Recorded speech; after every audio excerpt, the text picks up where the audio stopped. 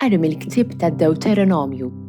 Mosè kellem lill-poplu u qal: staqsi l-żminijiet tal-imoddi, iż-żminijiet ta' qabel, sa minn mindu Alla ħalaq il-bniedem fuq l-art.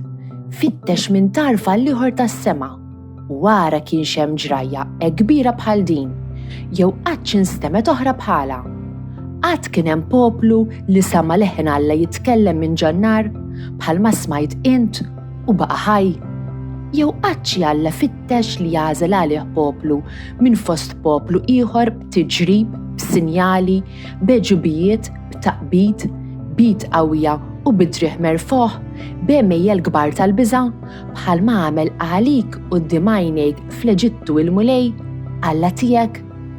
Mela kun naf illum u żomma f'moħħok li l-mulej u tassew Alla kemm fl-għoli tas-sema kemm hawn isfel fuq l-art u li ma hawnx ieħor għajru.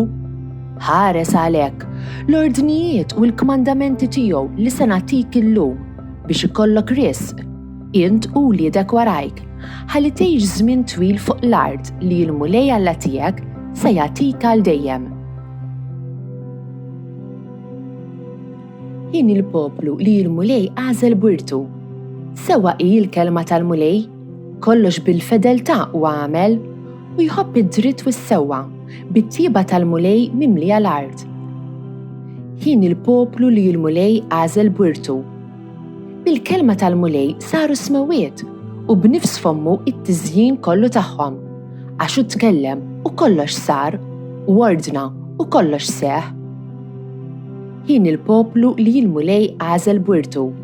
Ara, għajnejn il-mulej fuq dawk li jibżgħu minnu, fuq dawk li jittamaw fit-tieba tiegħu biex jeħlishom mill-mewt ħajjithom u jaħjihom fi żmien il-ġuħ.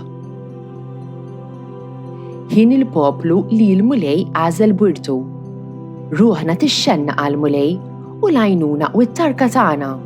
Ħadd tkun mulej it-tieba tiegħek fuqna kif fik hi it-tama tagħna. Jien il-poplu li l-mulej għażel bwirtu.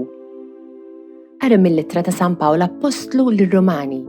Ħuti, daw kollha li jmexxihom l-Ispirtu ta' Alla huma wlied Alla. Għax intom ma rċifejtux l-Ispirtu li wassalkom għal jasar biex terġgħu taqgħu fil-biża', imma rċifejtu l-Ispirtu li jagħmel minnkom ulied adottivi u li bih aħna nistgħu ngħidu Abba Missier. Dan l-Ispirtu jixed flimkien mal-Ispirtu tagħna li aħna wlied Alla. Jekk aħna wlied, aħna wkoll werrieta ta' Alla, werrieta ma' Kristu.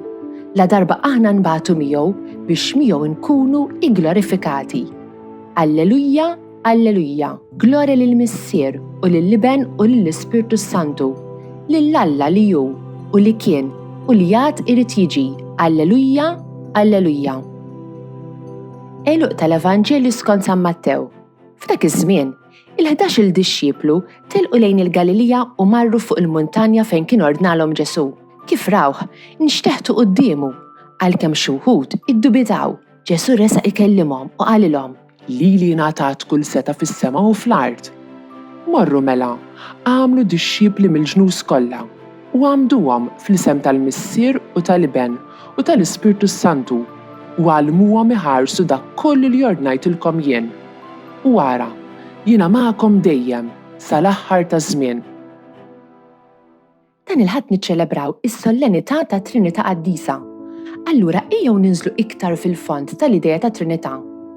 Aħna nafu li Alla huwa mħabba, imma jekk hemm l-imħabba, allura hemm dak li jħobb u dak li hu maħbub. It-Trinità Qaddisa jitwemmin li Alla hu 3 persuni li jħobbu u huma maħbuba: Missier, Iben u Spiritu Santu. Skont Sant Wistin, l-Ispirtu Santu u l-imħabba li toħroġ minn nifs bejn il-Missier u l-Iben.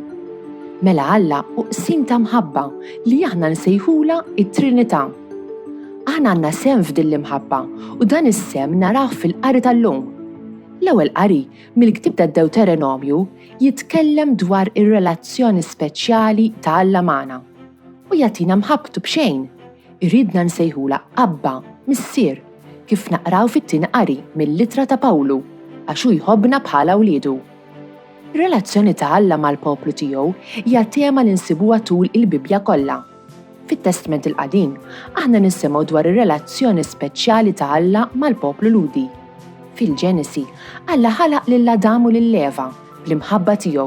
Alla qal lil Noè biex jibni arka ħalli jipproteġi lilu nnifsu mid-dilluvju. Alla kellem lil Abraham u Alla ta' lil Mosè l-10 kmandamenti biex jigwidaw lil poplu Ludi. Fit-Testament il-Ġdid, il-parti tal-Bibja li hi dwar Ġesu id-dixxipli tiegħu, Alla jinżel iktar fil-fond tar-relazzjoni tiegħu mal-bnedmin kollha permezz tal-inkarnazzjoni. L-inkarnazzjoni meta Alla sar bniedem fil-persuna ta' Ġesu. Imqari jekk aħna xi drabi nonqsu milli nħobbu lil Alla, Alla jibqa' jħobbna sal-punt li jmut għalina u jilqana lura f'dirah bħalma jagħmel missier kollu mħabba. This Maltese translation was produced in collaboration with the Church in Gozo. Don't forget to like, subscribe, and support this channel on Patreon using the link in the description. Thanks for watching!